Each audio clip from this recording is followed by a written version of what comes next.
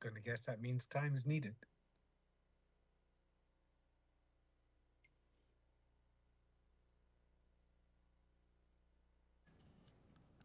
Okay, we are good to go. Perfect. Well, I will call us to order and we will begin with a roll call. So if you'd like to do a roll call and see if we're all present. Councillor Carlson. Present. Councillor Dodick. Present in person. Councillor Middleton Hope. Present. Acting Mayor Crowson. Present as well. Perfect. We will begin then with the acknowledgement statement. The City of Lethbridge acknowledges that we are gathered on the lands of the Blackfoot people of the Canadian Plains, pays respect to the Blackfoot people past, present, and future, while recognizing and respecting their cultural heritage, beliefs, and relations to the land. The City of Lethbridge is also home to the Métis Nation of Alberta, Region 3. We begin with the adoption of the agenda. I have a motion by Councillor Dodick that the agenda of the regular meeting of the Governance Standing Policy Committee on April 28, 2022 be adopted as presented. Councillor Dodick. Yes, Acting City Clerk, are there any amendments to the agenda? Yes, we did receive a late submission last night for item 5.2. Would the committee like to add, like to amend the agenda to add that? Okay. Then I'd call the question on the amended agenda. All those in favor? Perfect. I'm assuming we will have to take a bit of a break to have that added to the agenda. That is correct. We will recess to add that and we will be right back.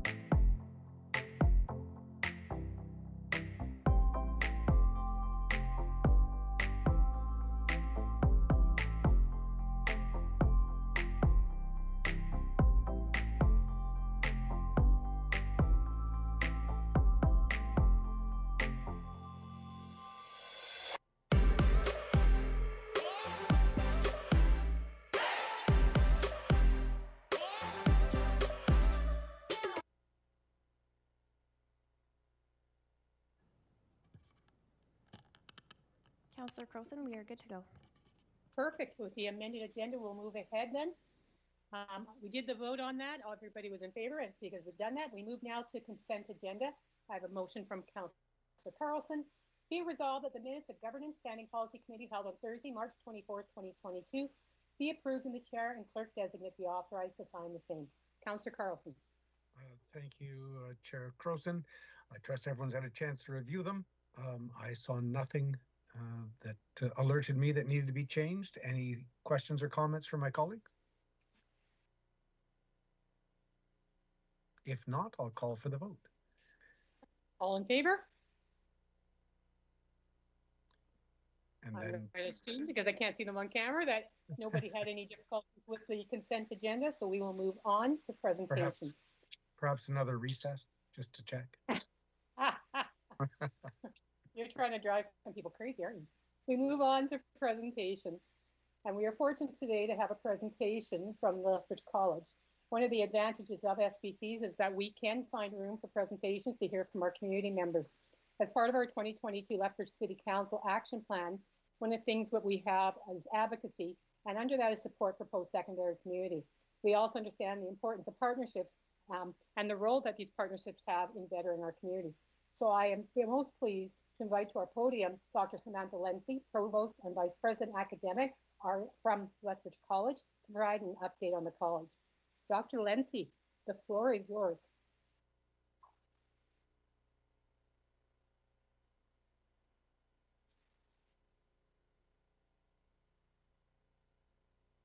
Hopefully your microphone is working.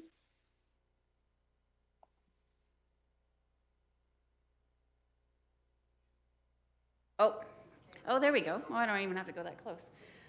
We're very happy you're here. We just didn't turn your microphone on. Well, that's okay. Sometimes that happens. I can use my instructor voice too, so that works for people in the room. Oki and Sunatapi, and thank you so much for having us here today for our brief presentation. Next, please. We thank you for recognizing the Siksiki Sitapi territorial recognition. We think that's important, and it is an honored part of our formal presentations as well. So thank you for doing that. Next, please. Big picture. I don't know what you know about Lethbridge College, but here's a quick one for you. 63 programs, 20 plus micro-credentials, 2 bachelor's degrees, 1 in the pipeline to be approved, and another one that will come again in the fall in front of our Alberta colleagues. We have about 1,000 people who work at the college. We have between 6,000 and 6,500 students at the college. So we micro-credential trades to degrees at the college. Next, please. Students never left campus, and we never left our students. So quick recognition to all our faculty, to all our instructional assistants, and to our techs in the classroom. They got us through the last 2.5 years. We stand on their shoulders, and we thank them for the work that they have done to get our students ready for graduation this year. We do appreciate that. We are nimble, we are flexible, we are ready to go, but we also appreciate the incredible work that's happened over the last couple of years. Next, please. If you haven't seen it before, here's our mission and our vision. We hit it in every single way. We have partnerships across the province and across the country and across the world as far as research goes. Next. Strategic framework. Here are our 4 pillars of our strategic framework. I think some of you may have heard for academic transformation, just as an example, our VR, virtual reality and augmented reality program. We just got almost $1 million grant to advance that. And the head of the program, Mike McCready, has just been invited to Italy to speak. U of A has been a partner with us, and many companies around Alberta have been a partner with us. Our collaborative partnerships, we have a partnership with Sunterra Farms. I'm sure you're aware of Sunterra Markets. That is a great place to shop. Sorry to interrupt, Dr. Lency. Can we just pause for a minute? We seem to have lost audio online.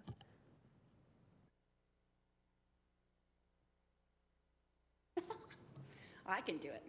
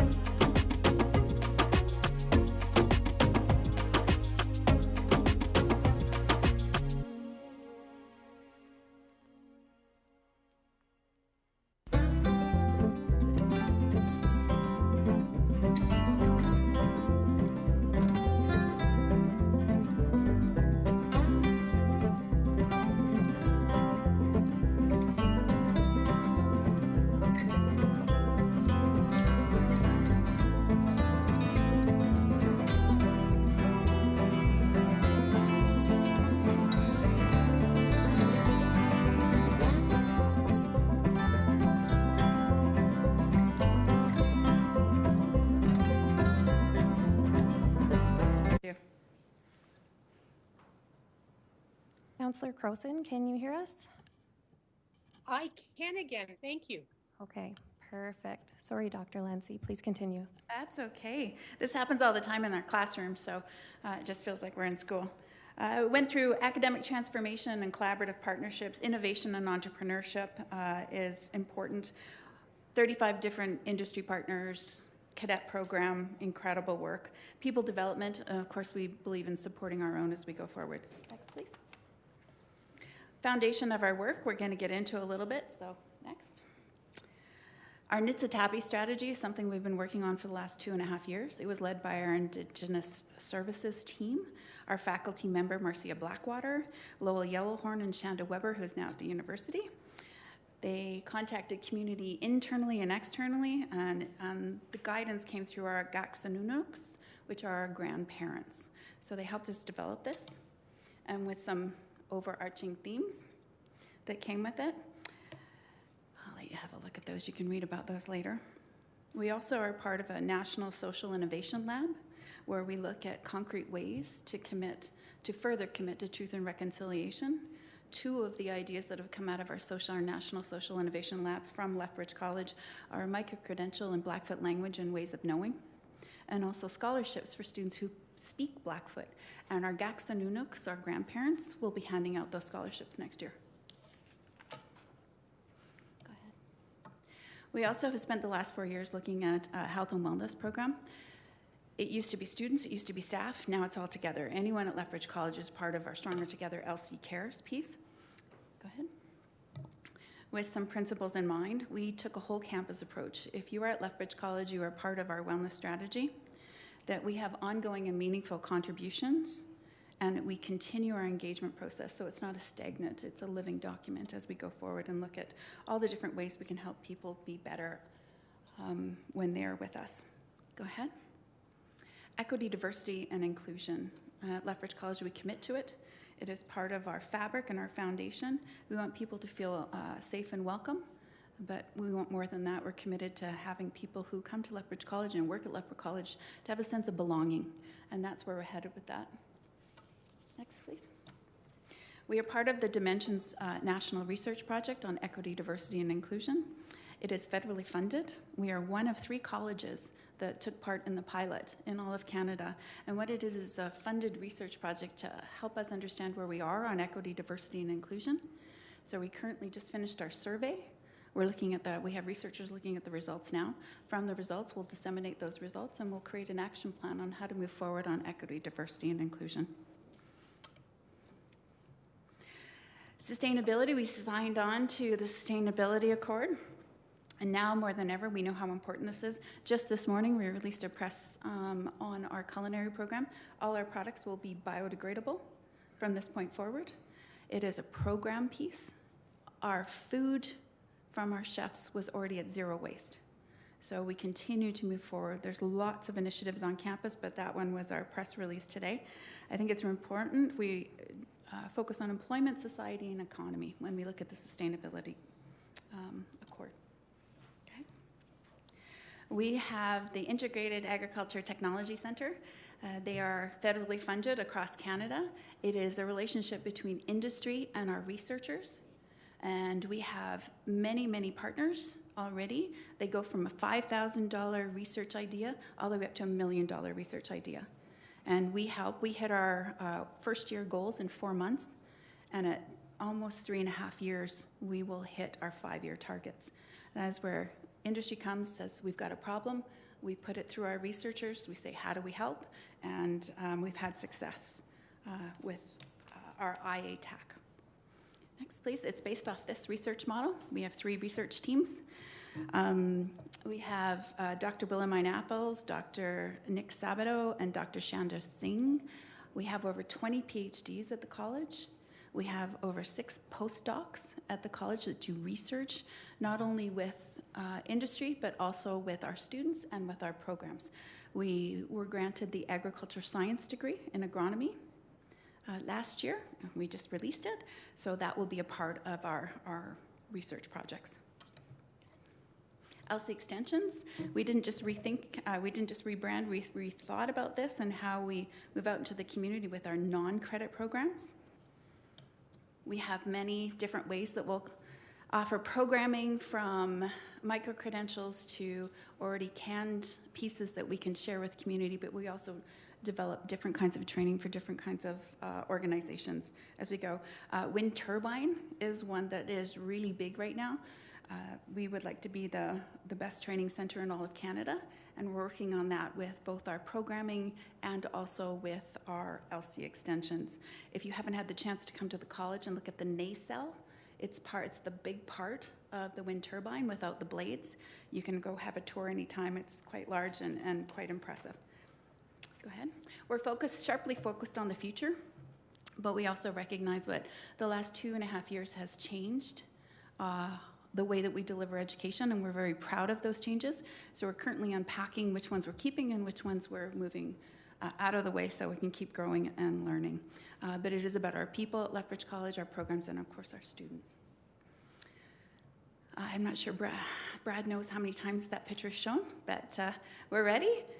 Please go ahead. We have graduation coming up soon, and we're pretty excited. And you may have seen the next one on a bus once or twice around town. So there you go. Thank you very much. Questions? Well, thank you so much for your 65th anniversary. You guys are looking pretty awesome, and it sounds like you're having a lot of traction at the college. Of course, I'd know how old you are because I've helped with some of your history in the past. And yeah, what a wonderful opportunity to discuss everything on your 65th. So we will open it up now to my colleagues if there are any questions on what's happening at the college. Councillor Carlson, since I can see your hand up first, why don't you begin?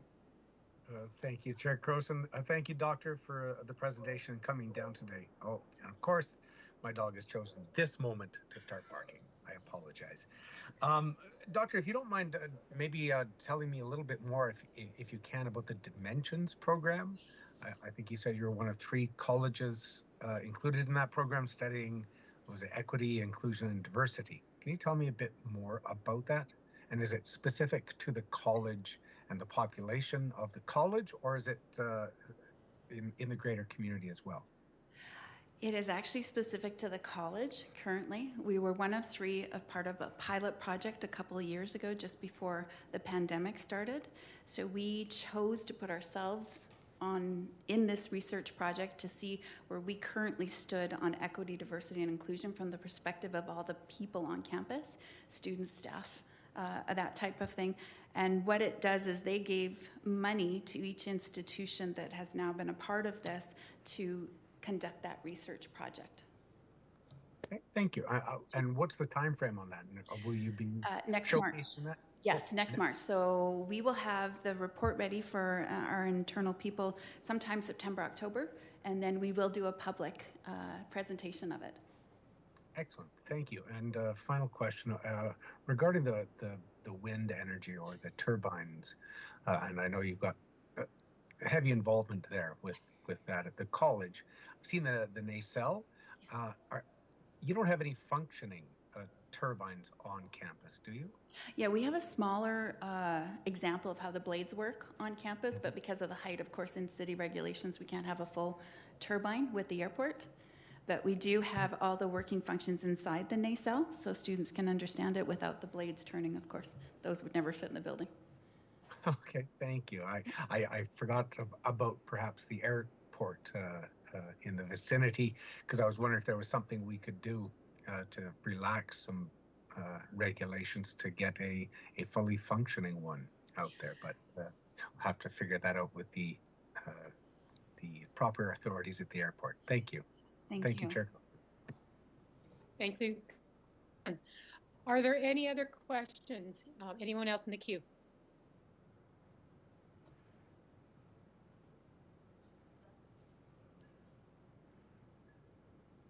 We have no one else in the queue right now. So one of the questions I have then is about partnerships between ourselves and the college. Certainly a lot of graduates come to work for the city. I know we've had a lot of students do projects with the city. Is there anything you can tell us about right now that is exciting that would fit into what the city is working on? Are there any projects that you're working on with us? Yeah, currently, I know you probably know about the flagpoles that was completed last year. That was a very exciting project with the city. Our LC Extensions is currently working with the city on some training opportunities, so on some skills and competency pieces. I think there's a lot of opportunities going forward when we think about a sustainable city, sustainability goals.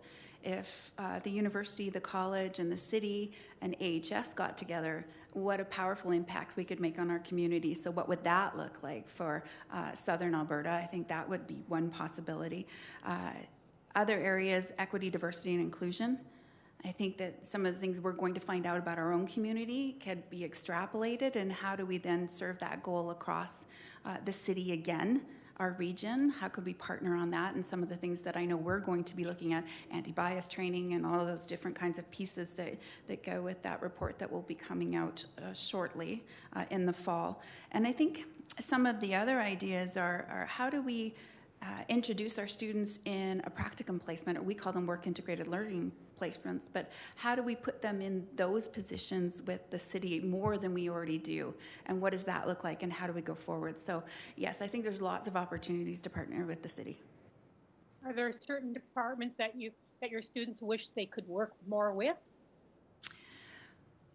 You know, we have 96% of our programs have work integrated learning in them. So I think it would be about getting the right deans together with the right people from the city to talk about what those opportunities would look like for students.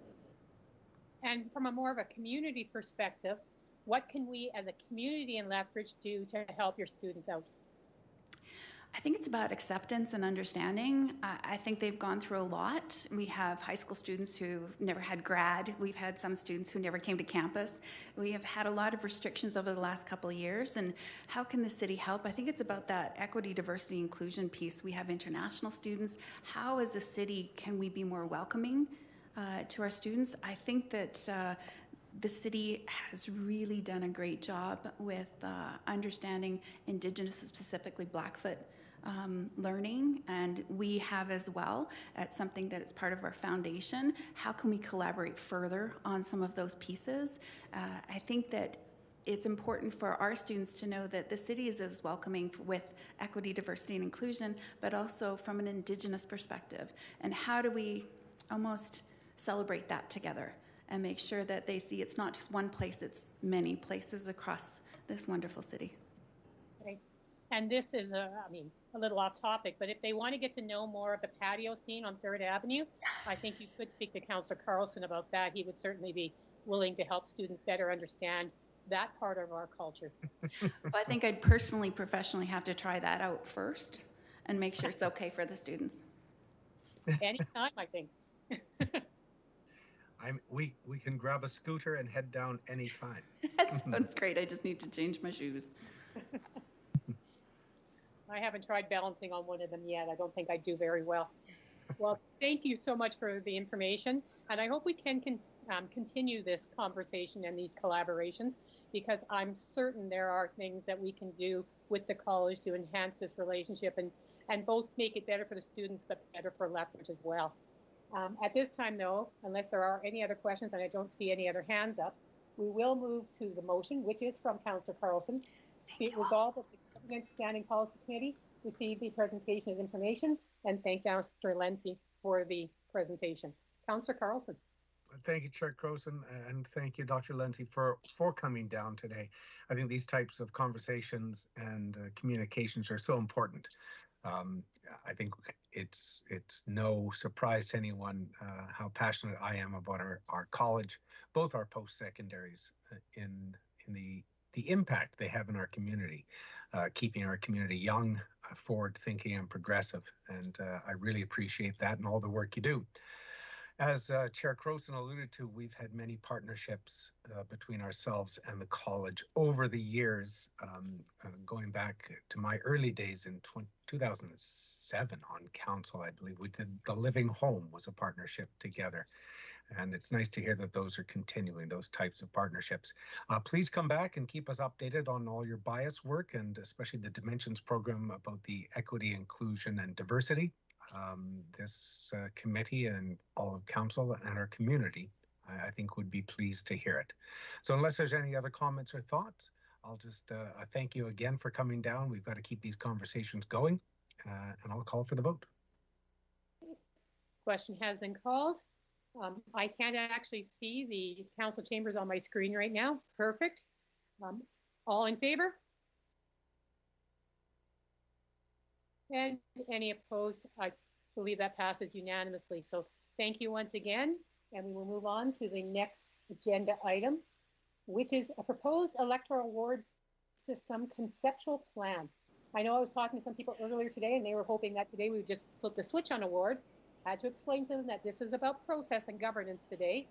And that is because it's about process and governance, it's going to be led by our own city clerk, Ms. Bonnie Hilford. So Ms. Hilford, the floor is yours to lead us through the idea for how to start this discussion. Thank you, Chair Carlson, and thank you, members of the committee. Again, my name is Bonnie Hilford. I'm the city clerk and the election returning officer. I do have a presentation today if committee desires. I apologize it wasn't in your package, but if committee desires, we can attach it on the report going to council.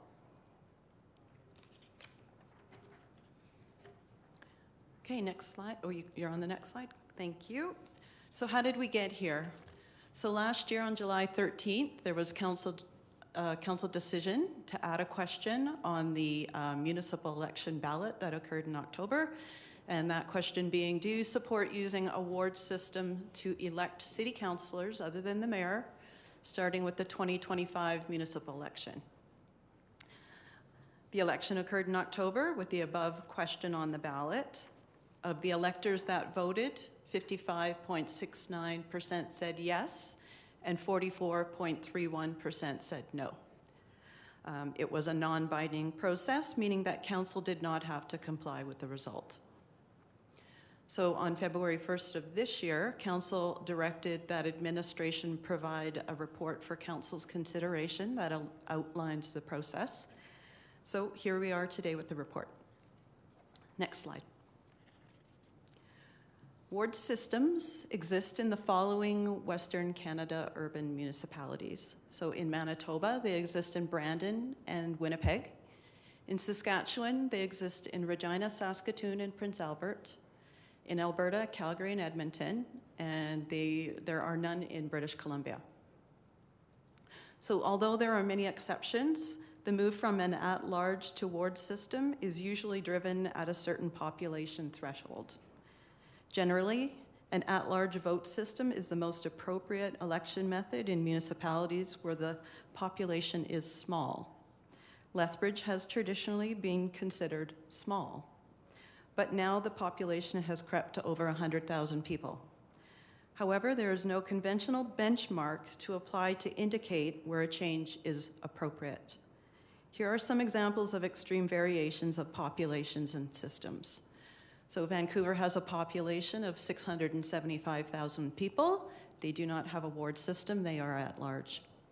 Prince Albert has a population of 36,000, so that's just over a third the size of Lethbridge.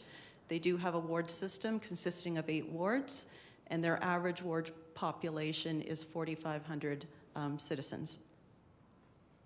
Calgary has a population of 1.2 million people.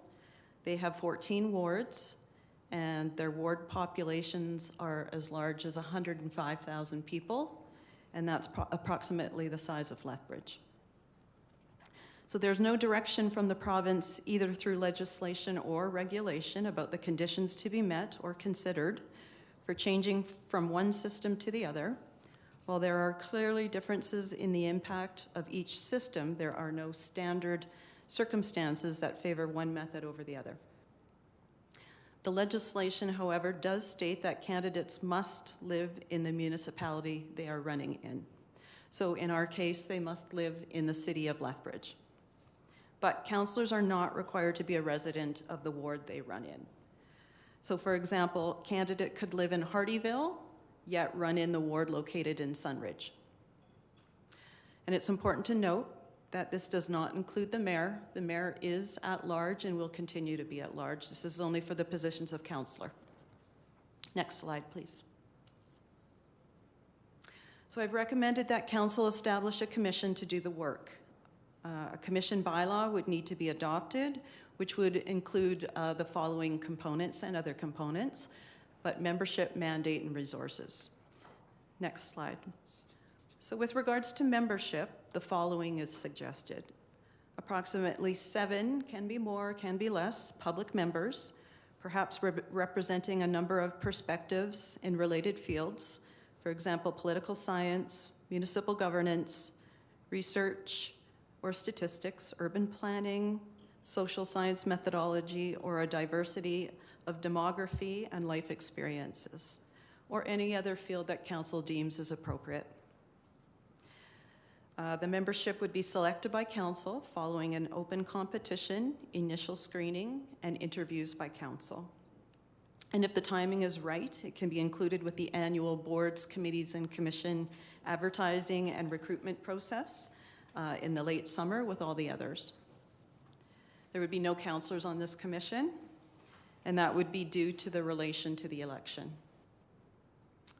And representatives from each school division would be included and or engaged in some capacity.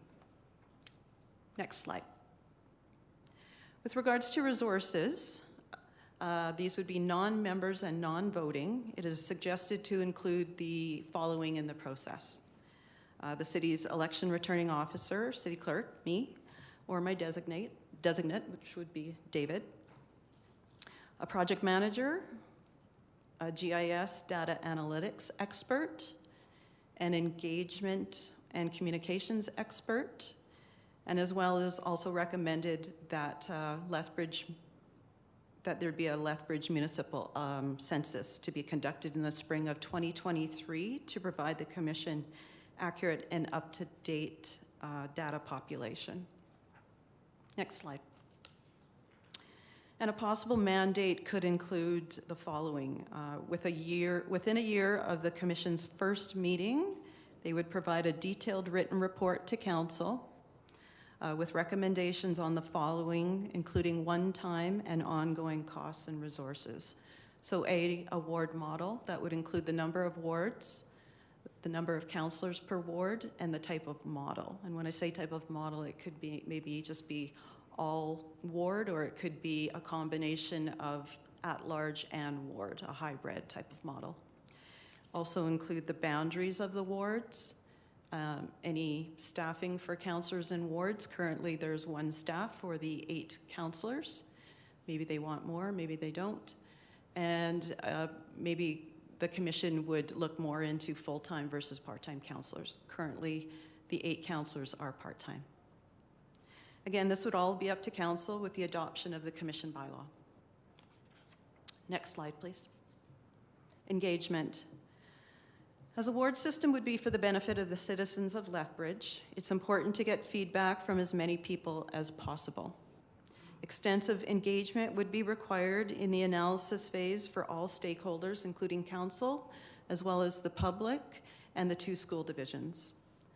Upon review, it was noticed that engagement participation at Calgary and Edmonton's recent ward boundary review was very, very poor. 0.1% participated in Edmonton's review, and 0.20% participated in Calgary's review. It's not near a suitable sample size to be reflective of the entire community. So therefore, an innovative, proactive focus should be considered to actively reach out to the unengaged, the underengaged, or underrepresented demographic groups to properly consult a representative sample of Lethbridge's residents. Therefore, we recommend hiring a dedicated engagement and communications expert, and the feedback from engagement would guide the recommendations of the Commission. The Commission's recommendations would be presented to a future Governance Standing Policy Committee meeting, and at this meeting, the public would be able to review the Commission's report, including the recommendations, and provide the Governance Standing Policy Committee either written and or verbal feedback. Next slide, please. The City of Lethbridge Returning Officer conducts the election for 2 school divisions. The first one being the Lethbridge School Division. They are at large, and they elect 7 trustees at large within the city. The second one being the Holy Spirit Catholic School Division. Now, they do have a ward system, but the Ward 2 is the entire city of Lethbridge. So they elect 5 trustees at large. So both school divisions would need to be consulted to understand the process and see if they would want to adopt the same ward system and boundaries. Next slide, please. So I'm going to ask that Stephanie pull up attachment 1 of the report. Thank you. This is the phases and milestones, the timelines, the roles and responsibilities of the process. So this was a visual I put together because the process to get to the 2025 municipal election and have a ward system in place is a long and complicated process, but it is doable. So I will not go over it as it was included in your agenda package, but I'm happy to answer any questions about it later after the presentation. Thank you. Next slide, please.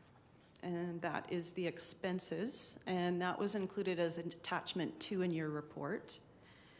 And just to highlight and summarize, $297,000 of one-time funds for the analysis, engagement, recommendations, and implementation phases is requested, and that's noted on page 1, as you see. And then page 2 details the ongoing funding asked for staff, elections, and any future ward boundary reviews. And again, I can answer any questions about that later. Next slide. So that brings us to our recommendations to council from this committee. That would either be to proceed or to not proceed. And if committee votes to proceed, the specific recommendation would be as noted on the screen. Thank you, and I'm happy to answer any questions. Thank you, Ms. Hilford. I am going to assume there are questions. We will look first to council chambers. Are there any questions in council chambers? Is anyone in the queue? Councillor Middleton Hope is in the queue. All right, Councillor Middleton Hope, we will begin with your questions. Thank you, Madam Chair. I have 2 questions of Ms. Helford to begin. The first is, so why is there the alignment with the school board, perhaps, or the school divisions rather? Perhaps explain that. Is it a necessity, or is it something that we think should happen? Thank you for the question. Not a necessity. It would just be that we would want to consult them in case maybe they do want to move to the same system that the city may adopt. So that's all. They don't have to. It might make our elections a little bit more complicated, but still doable.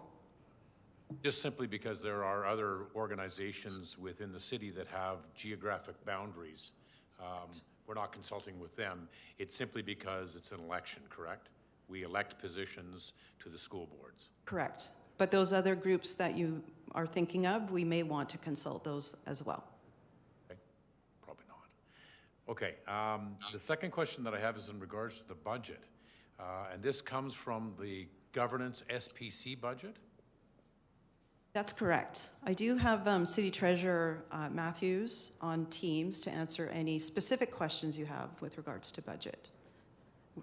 So of the 297, I didn't realize we had a budget. Thank you very much. So how much is that budget then? I keep that very quiet from everybody. What's that?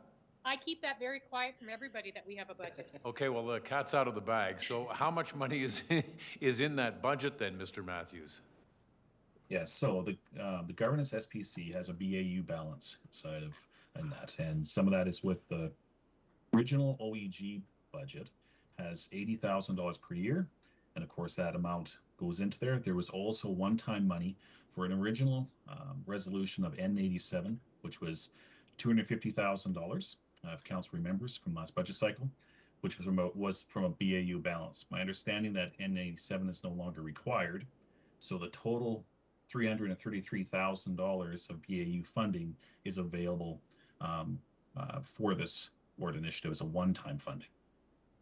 Excellent. Good. Thank you very much. Okay.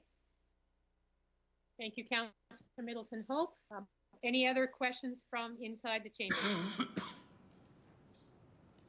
We have none. Okay. I see Councillor Carlson's hand is up. Councillor Carlson, questions next to you. Thank you, Chair Crowson. If I could digress for a brief moment, since we have Mr. No. Matthews. Just just to annoy those watching online. Mr. Matthews, we had another SBC meeting yesterday, cultural and social, and the questions arose there around do we have any budget dollars? Do any of the other SPCs have dollars in their budgets, or is it merely because this SPC morphed from open and effective government that we have a budget amount? Yeah, so there is a couple other pieces of money that's there for committees. One, there's in BAU, there's $60,000 for the environmental committee that's there. There's also the RLAC, or Reconciliation Advisory Committee, and they have $96,000 within that BAU as well too. So one of the things that we will be doing is coming back with a briefing note to members of council with the funding pots with that. So that's one of the things that we'll try to get out here shortly to members of council. Okay, thank you. And so those are the only other two committees that have a budget. None of the other SPCs have any. You know, I'm gonna have to go through and just make sure, you know, like, don't hold me to that on it. There is also I just do also want to mention, so those are the BAU bounds, the one time. There is $80,000 per year for the old, which was classified as the old OEG, which would be now governance SPC funding that's annual inside the operating budget. But I will have to go through and just make sure that there isn't anything else. Then we'll go through and do that piece and come back to council to make sure that's there. I guess the other piece too is we've talked about before. There is also the council contingency fund as well that's out there as well too. But not so much of a committee, but it's another pot of funding that's there as well too. Okay, thank you for that. If I can, Ms. Hilford, on the report, it talks about 56% in favor, 44 not in favor, and then you said of those who voted. What were those numbers, if I can ask, and what was the percentage of people who voted in the election but chose not to vote on this ballot question? Thank you for the question. I'm glad I have David with me. I believe 28,000 people voted. Is that right? Go ahead. So the vote participation level was 35%. I'd have to look to see what portion voted on this specific issue, see what the number was. I can't answer that question, but it'd be easy to determine. But I believe it was 28,000 people voted. Not necessarily all of them voted on this question, though. Yeah. Right. I'd be interested to know that if it's easy. It's easy. We'll get that information for you on the report to go to council if committee desires. Thank you. Appreciate that. Second question I have is how much information was available to the public on award system, how it works, what the costs are, how it could be implemented prior to the ballot question being asked?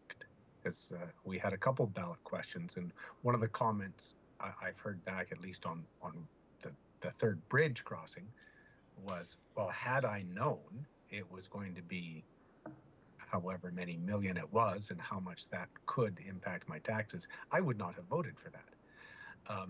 So how much information was available to our community before this question was asked? Through the chair, there was a lot of information on the website for the question leading up to the question, and I'm not sure if Janessa or Stephanie can go to the website and pull up the information. There is a link in the report.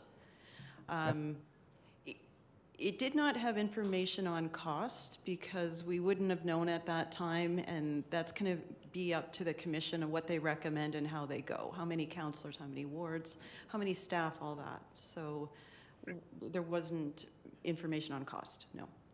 Okay, and so we don't actually even know that at the moment of what the ongoing costs for implementing a ward system would be. We've got the budget of $300,000 here just to do the preliminary work. Are there any ongoing costs? You talked about staff, etc. Are there any other impacts? I did estimate to the best of my ability.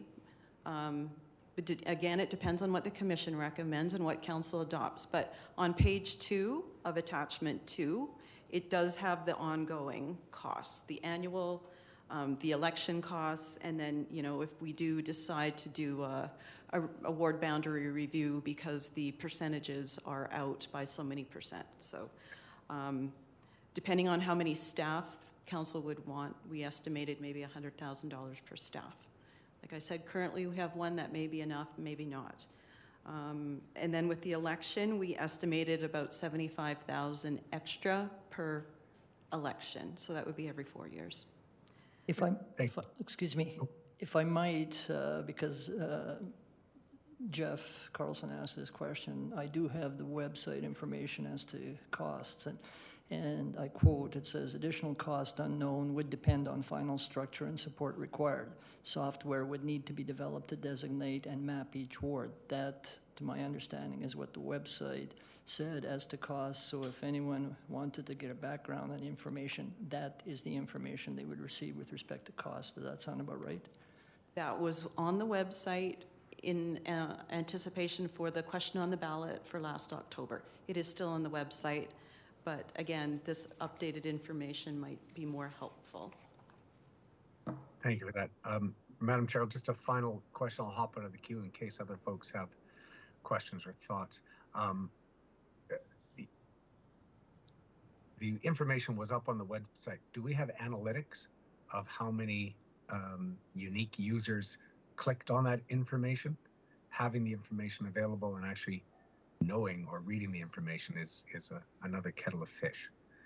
If there's any answer to that. Through the chair, I just looked at our communications advisor, Nick, and he said we probably would be able to get them. We don't have them right now. Excellent. Thank you. Thank you, Madam Chair. I do have others, but I'll hop out for now. Thank you, Councillor Carlson. I do know we have Councillor Jodic. I'm not sure if you have any questions. Councillor Schmidt-Rempel is also in the room, and Mayor Higgin is online. Do any of the three of you have questions? If not, I'll go back to Councillor Carlson.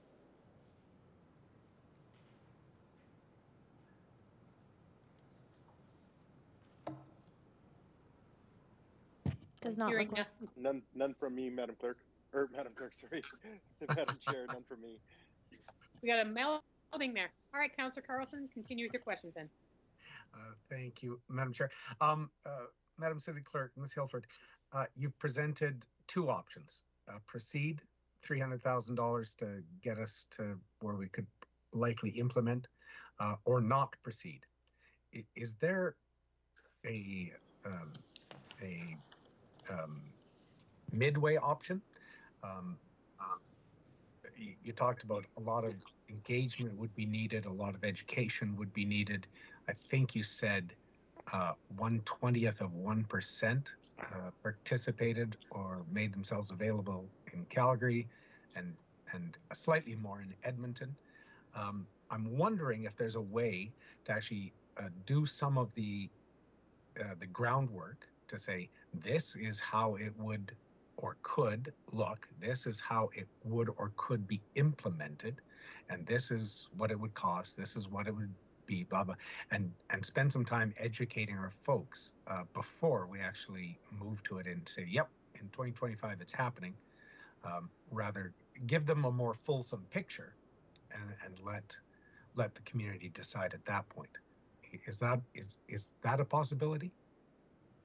We're happy to proceed with whatever committee and council would like to do. We're happy to implement the direction. Okay. Councillor Carlson, I think that is part of it though. When this commission comes back with recommendations, it then comes back to this committee and it goes then to the public on this is what the committee has, commission has recommended. At that point, changes could be made.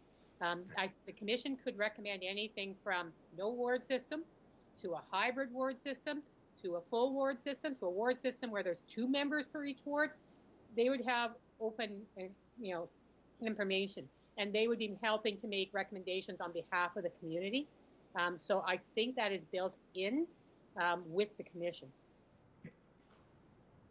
Thank you. Thank you for that clarity. Further, Ms. Hilford, you did talk about there are some rules, because I think it's a bit of a misnomer. We even got a letter today that if we have a ward system, my ward councillor will be my neighbor because he will live, or they will live next to me, or at least in my area. Are there ways to ensure that? Because all I've heard is that no, that's not possible, or not guaranteed. It could be, as I believe you said, somebody from Hardyville representing the college area, or from the crossings represent the far east side that we haven't quite got yet. So are there ways to make that happen? Because I think that's one of the things people thought, that if I have the ward system, it'll be my neighbor. Thank you for the question. I believe it's in the Election Act where you do not have to live in the ward that you're running. So it would be up to the people in the ward of who they want to elect. Thank you. I believe the same answer will be at this next question. The other thing I heard mostly during the award system discussions and debate was that there were just too many candidates. I couldn't figure it out. Are there ways to limit? Because you could have 43 candidates running in each ward, could you not? You could. With regards to limiting, I think currently we do not have any fee associated with candidates that want to file nomination papers. Other municipalities do have fees up to $500. That's up to council to decide in the election bylaw. Anything else? Right, I'm just going to ask, sorry, David, if there's anything else. No, so there really is no limitations other than you can prescribe specific rules such as just the deposit, which they would get back if they read a certain number of votes upon the vote count. That's really about it. And the number of signatures when you file nomination papers. I think, what do we require right now, 5? We require 5, which is what is required in the Provincial Act. You can raise it, but past councils have seen that as a potential barrier for some people running, so they've chosen to leave that alone. Okay, thank you. So, but just to be clear, there's no way that we could ensure that this will help residents have fewer choices. One ward could have 42, another ward could actually have none, or one candidate, correct? Correct. Okay, thank you. Thanks, Madam Chair. I think I've asked a lot of questions. Madam Chair, we do have answers to the question on, what's that? Numbers of people that voted for the question on the ballot. Go ahead, David. So overall, there was 28,348 people that voted in the municipal election. Of that number, 26,736 voted on the question, the municipal question on proceeding with the ward system. So that left about 1,612 people that did not vote, which represents 5.7%. Nice, thank you. And Madam Chair, oh, I thought Nick had the results, but he doesn't yet. Apologies. No, that's okay. So, Ms. Hilford, I know I've done a history of the debate around the ward system in Lethbridge, and we have been discussing this since 1909. It has been consistently come up again and again, but I don't believe we've ever done anything such as what you're proposing. We had the Citizens Assembly into whether or not there should be full-time council, and that actually devolved into a discussion on the ward system, which was not its actual purpose. So there is that, but I don't think we've ever done anything on this nature before. When we look at ward systems, do we have an idea of why communities go into it? Is it because people are feeling left out? Is it because of the size of the communities? Do we have any sense of the problem that communities are trying to solve when they move toward systems? If I could clarify, are you talking about the engagement process? No, I'm talking about overall, like why some communities choose to go towards and some don't. In your research, have you come across any reason about why? Go ahead, David. I was just going to say that most of the municipalities that have adopted a ward system did it many years ago. There are very few that have adopted recently. It has come up for debate all over Canada at various times, but generally those that have it adopted it a long time ago. If we went back in the history of each of the individual municipalities, we could find out a reason. Each would be unique. Okay, so there's it, because I know some of the people who are promoting ward systems to me say it increases voter turnout, it increases civic engagement. And so I'm trying to get down to the basics of why you would look at something like this. I'm trying to understand what problem we're actually trying to solve. But we have never done this before in Lethbridge, have we? Had this type of engagement into a ward system? Typically, if I could answer that question, typically it comes to council once each election cycle, and we talk about it, and there is a discussion, and the end result is council passes a motion not to proceed with the ward system or the same intent. Could I add a bit to that from the historical perspective? In fact, there was a request for decision regarding the ward system, and the purpose was to review the merits of area representation ward system and the at-large voting systems for City of Lethbridge municipal elections. That occurred on City Council, or a City Council meeting October 5, 2009. And there was a report that in some detail explained advantages and disadvantages. For example, the advantages of it at large were council members represent the entire municipality. Council members are elected by the entire electorate and are not designated to the service of any one specific geographic area. Electorate is able to vote for the council members of choice for the municipalities as a whole, and electorate can seek representation from any of the members. And disadvantages were more expensive for a candidate to run a campaign citywide, and difficult to hold individual members of City Council accountable if their community issues are not accurately represented at council meetings. There's a little bit more to that, but I wanted to give a little bit of context, at least from my own experience, that in fact this was discussed, and at that time the recommendation was for that report. And I can't recall exactly what the questions were, but the recommendation was to receive that as information and file it. So for anyone who's interested, and again, it is a request for decision that was before City Council, October 5, 2009. The difficulty always is, of course, that the council that was elected at large has difficulty choosing to move to a different format, of course. Today, we're not saying what we would be moving to a different format. We're looking at what kind of information do we need to know about a ward system, what kind of recommendations might this commission bring back, and move on from there. So that's what we have before us, is that sort of stuff. And as I said, it's been in discussion since 1909. What would be the difficulties if we move forward with this? We do all the work, and then this council decides that they don't want to go forward with the recommendations.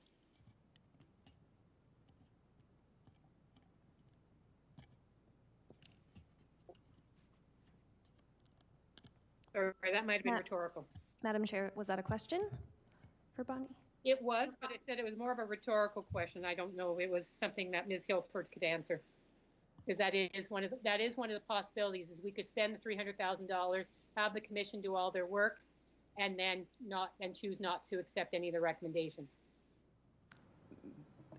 Madam Chair, that is a possibility. You could just let the commission do their work, let them do their engagement, and then see what comes out of it. And maybe that's something that committee and council wants, maybe not. And again, like you said, they may not even recommend a ward system. So we are looking here at just the plan. Are there any other questions in the queue at this moment? Madam Chair, I do have Councillor Middleton Hope in the queue. Okay, Councillor Middleton Hope, go ahead. Yep. Although my questions may be a little bit dated because they were before all the other questions that came along.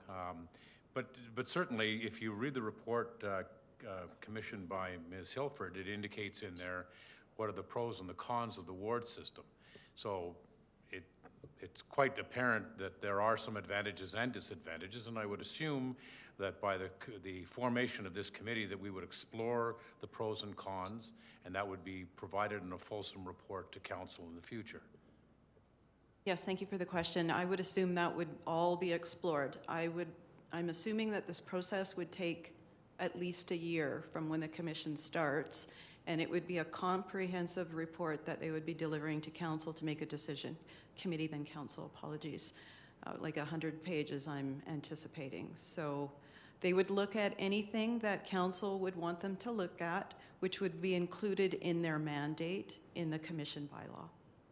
Thank you. The second comment is in regards to the $300,000, which it may or may not be of value in terms of providing us with answers. We do this on a regular basis. We engage consultants, we engage groups to review matters and provide information back to City Council. Is that correct? Yes. Good, okay. And we have the funds available, apparently? City Treasurer Matthews confirmed it. Good, I just wanted to make sure that we all knew that. The last piece is in regards to democracy and the ability to, the comment by Councillor Carlson, which was limiting the number of people who would be actively involved in the process. There is no indication necessarily that that would reduce the overall number of people who wish to apply for council positions. What would limit it would be any of the other stipulations that we put in terms of if you have a criminal record, you cannot apply. If you do not have $500, you cannot apply. If you don't have 500 signatures, you cannot apply. Those would create some conditions under which it might restrict the number of people applying. But in general, simply by having a ward system, it does not necessarily restrict the number of people applying in any one given area. That's correct. So those stipulations would be in the election bylaw. That's an existing bylaw, and council can amend number of signatures, the fee, and if you want to put Any other other restrictions you want to, you can do that with or without a ward system. That's all I wanted David to to say. confirm. I was just going to say that we are still bound by what is said in the Local Authorities Election Act. So, for instance, you mentioned criminal record. We cannot put that limitation in other than if they've been convicted of a criminal offense related to a provincial or local elections offense, which would amount to maybe 5 people. Yep. Good, thank you. Just wanted to clarify some of those points.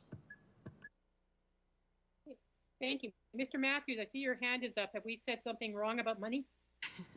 Well, I just want to thank you, Madam Chairman. Just would like to bring up one piece of information here. So yes, we do have the one-time funding, but also I think it's fair to say on the attachment, there's ongoing funding. I believe if memory serves here, it's starting in effective in 2025 of $300,000 per year annually. So that'd be something else as a budget initiative that isn't in there that we'd have to consider on this going forward in the fall. Yeah. So if this does go forward, as the recommendation comes, it's going to mean budget changes. It's going to make changes to the governance. But the whole thing would be if it's better for the community, you find the money to do it. Okay. All right. I see Councillor Carlson's hand is up, but I also see Mayor Higgin. Mayor Higgin, you haven't had a chance to ask questions. If you'd like to go next. Thank you, Madam Chair. Just a question for Mr. Matthews, if I could. We talked about there being BAUs for this, for this particular committee, and that I can't remember the exact dollar amount again. If you remind me, it's been moving forward each year. Is it $80,000 per year? Yeah. So there's $80,000 annually in the budget for this committee. So originally, what was called the Open and Effective Government Committee. So now that would be for the governance SBC component, and there's within BAU there's $333,000 of money that's inside of there. There was originally one of the reasons why it was there. Not only was any leftover money that's left from the $80,000 per year, but there was money left over or set aside inside of that for N87. And if council remembers, on N87 was actually the implementation of the governance review recommendations. The understanding on that $250,000 is no longer required for those recommendations on it, and so that freed up that money. So that whole $333,000 is available. So the only thing I would suggest on that, if we were going to go forward this part of the resolution, just make a change of the resolution so it shows that N87 isn't required anymore, and we'd be using it. City Council would be using it for the actual ward system. And just to follow up to that question, then. And that response, thank you very much for that. And these BAUs, and they build up in multiple different committees that we've seen that these could be, with a council resolution, I believe, moved into MRSR and be used for other things without an issue, correct? Actually, there is a standing resolution, if memory serves, that at the end of the business cycle, so the 4-year period, any council committee money would go back to the MRSR. So that was something that, for anything else that council wants. For anything else. All right. Yeah. It doesn't have to be used for this committee. Thank you very much. Appreciate that. Thank you, Madam Chair. Councillor Carlson, your hand was up. It's not now, but do you have a question? I think I've asked enough. I'm good. Thank you, Madam Chair. All right. So thank you so much, Ms. Hilford, for not only the presentation, but your answers to all of our questions. So we move now into the discussion of our resolution. So we have proposed motion in front of us. We have a one and an or. Through the discussion, I heard a couple say, couldn't it be this and couldn't it be that? So we could come up with other ones as well if we choose. But let's sort of start there with what we have in front of us. One or two, where are we sort of leaning at this time as a group? Okay. Councillor Carlson, your hand's back up. Thank you, Madam Chair. I guess I'm not in favor of either option in front of us because it's making a recommendation, yay or nay. What I'd prefer to do is to just forward all this information to council for their information. And then once council has digested it, if a member or members of council wish to take it forward, they can do so. But I think further to that, we do need to include, I think Councillor Dodick referred to the previous work that's been done on the pros and cons on award system.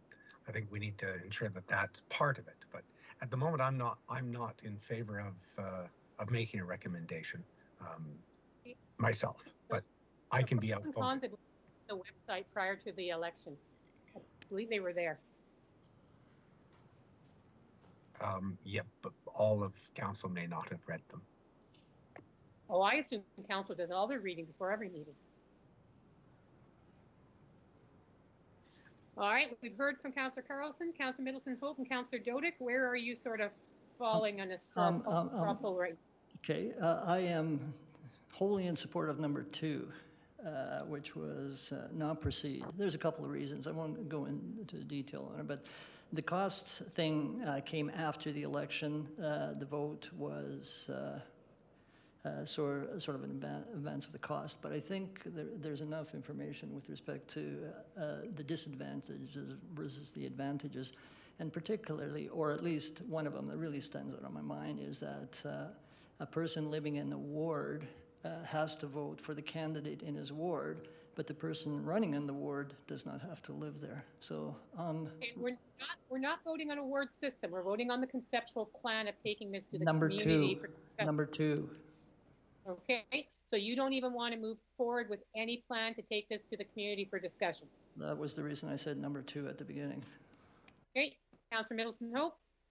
Thank you, Madam Chair. I'm in support of option number 1, largely because this is a consideration that the public has voted in favor of us researching with a 56% or whatever the percentage was.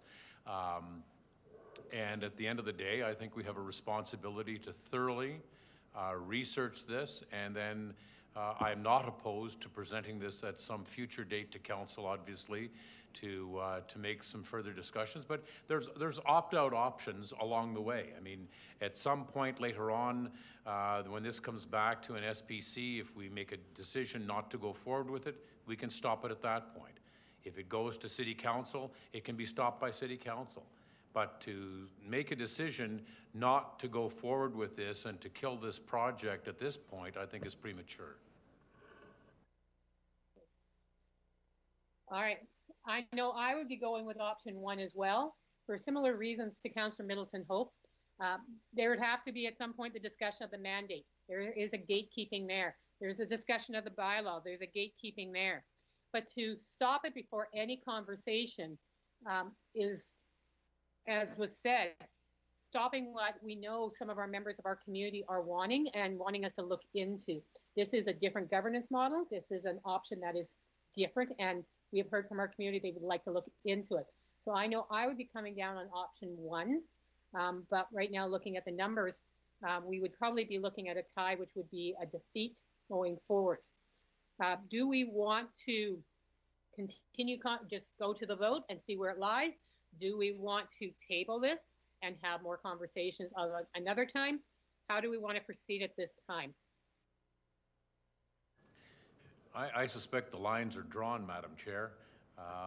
You and I on one side, imagine that, and the other two members on the other side. So I think you're going to have to make a call on this. I think Jeff Carlson suggested at one point to just have it basically now as a submission to council, rather because that's going to happen no matter what. So a 2-2 vote is defeated. That means the recommendation is defeated, but it still goes to council for ultimate decision, does it not? Through the chair, yeah, that's correct. It would still go to council as lost recommendations from the committee. Yeah, so even if it is a 2-2 vote, it still goes before council, and then there could be a fulsome debate. And we've seen that happen before, where it's been 2-2, defeated at the SPC, and then approved at council. So basically today we're just sort of giving our indications of what our feelings are now, without saying that we're absolutely set in stone, because that doesn't prevent anyone that voted for number one, then depending on debate, saying, well, maybe we don't want to move forward. So I don't see it being a huge issue, whether it's a 2-2 or a 4-0 or a 3-1. The one thing, Madam Chair, the one issue is does this delay any of the work that Ms. Hilford's office has put into this and will need to put into this? There is a timeline on this, and I think if we delay this for a city council meeting or a second city council meeting, then it impacts their timeline. So I just wanted to simply put that out there. Perhaps I could convince Councillor Carlson of the merits of option number one and consider moving it forward so that at least the work that has been started by Ms. Hilford's area can continue. I think one of the things we will be seeing is if we send this to City Council, they may do really well what they did with CityLink and just boot it back to us, because while we four have been discussing this, this is not actually, we haven't heard much from the public yet. And I would think that it would be a smarter opportunity to send this, to actually just proceed this to our next governance meeting. Yes, this will go to council, but send it to our next governance meeting and do an open invitation to the public to hear more from them.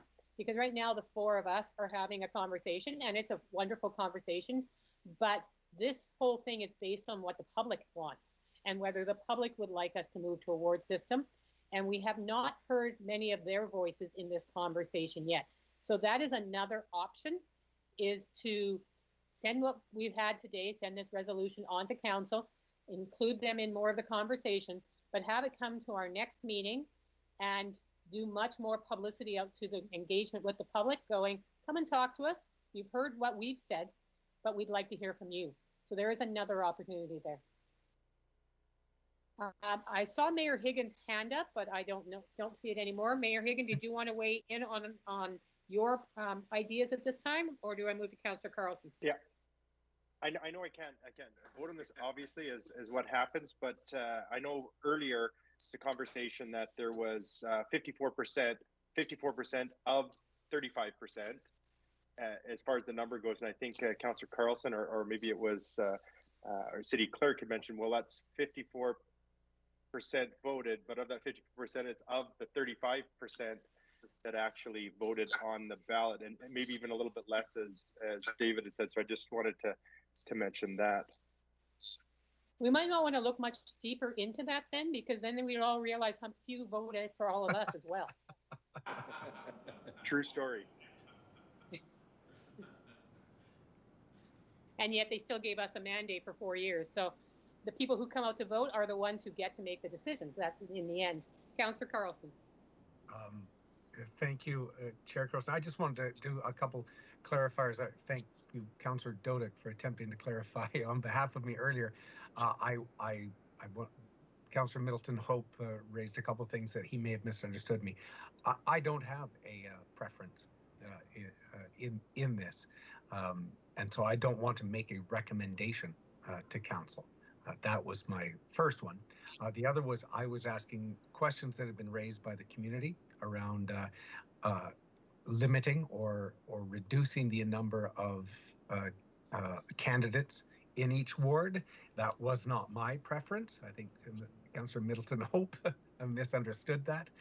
These were emailed and thoughts from the community that I wanted to get some clarity and some answers out there for. So thank you. No, I understand that completely, because this conversation comes up every time there's an election with way too many, not way too many, but a lot of candidates. That's when we hear a lot of people liking the ward system because they think it would be easier to choose from a smaller group. So no, I had that same question from the public, which is why, if this does go forward, one of the things we really have to be clear on is the mandate and why. And that was why my question about what problem are we trying to solve? What are people trying to solve when they ask for a ward system? Has to be part of the mandate, because there may be other ways of solving that we haven't thought of, because we haven't actually asked what is the actual problem. And that's one of the reasons I would like to go forward with this, because as part of civics, as part of governance, I think we're actually going to learn a lot during this. It may not only be about the ward system, but it will be about public engagement and why people are not coming out to vote, and so many other things I think will come out in this discussion. And as we are the governing body of the city, having, spending $300,000 to have a civics class, to have these conversations, to me is well worth it. It's one of the most important duties we have, is to have the public feel that they are engaged and involved with what we do and are part of the process. Thank you, Madam Chair. If that was one of the recommendations, to not focus on the ward system, but to focus on civic engagement. And I especially like what question or what issue are we trying to solve? If that was in front of us today, I may be able to support it. So perhaps punting this down the line to another committee meeting is an option. Anyways, I'll shut up now. I have nothing further to offer except raising my hand. No, actually, that's Ms. Hilford. Let's have you answer that question. Yes, this is about the ward system, because that's what the public has seen as the answer. But could this be a more broader conversation that we have with this commission about ward systems, about public engagement, about civics? Thanks for the question, Madam Chair. It could, of course, whatever you want to put in the mandate of the commission is what they could review and seek information about. I just caution you on the timeline again. It was identified as a risk. There is some leeway, but waiting a month, you're going to get into summer. Once we bring a commission bylaw back, we'll have to probably go straight to council, and we may not get on the BCC recruitment. But again, it's all doable. But we could, if we were all, at least 3 of us were willing to change number 1 to a little broader, to have it about civic engagement, things about why are voter turnout so low, etc., and have that commission look at that. And again, the mandate can be changed through the bylaw. We have a lot of gatekeeping ahead. Could that be done just to sort of, instead, so that just enhance number 1 with a little bit broader mandate about civics and voter engagement, and not just focusing on the ward system, because I don't think we know for sure what problem we're trying to solve, and we've jumped to the ward as the answer. And I think that's where some of us are having a hang-up. This is just my thought right now. What do my colleagues think about that?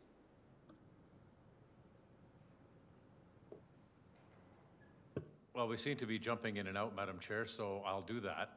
I just wanted to reflect on Councillor Carlson's comments. I do like to paint him with a black hat from time to time, but I certainly did not want to mischaracterize what his comments were.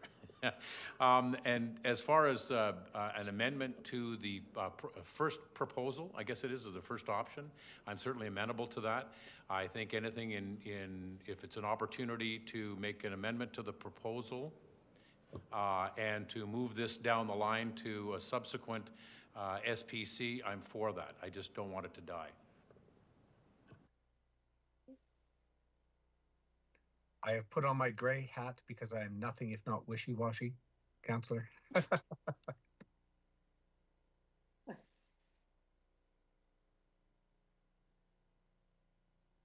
All right. So, is it doable, or do we need some time to reflect on it at this point? Madam Chair, I'm enjoying the conversation and where it may lead. I'd be amenable to putting forward a I don't know if what we call it, table it, postpone it to a future meeting. I'm not sure to the next meeting, so we can have further conversation around the thoughts, because some interesting thoughts have come up. As I said, the what is the problem we're trying to fix is a great question to ask. So I'd like to discuss it more, but that's me. You did hear Ms. Hilford's concerns about timeline. That might mean we don't have any meetings scheduled in July or August. It might mean a special meeting or something like that to move it along and keep to the timelines. Just be aware that if we do table to the next meeting and hopefully get the public more involved, etc., just be aware that that would mean we may have to rush something at somewhere or add an extra meeting. But if everybody's in agreement, we could do that. We can table or postpone this until our next meeting and pick up the discussion there. That would work for me because I have to leave in about 2-3 minutes.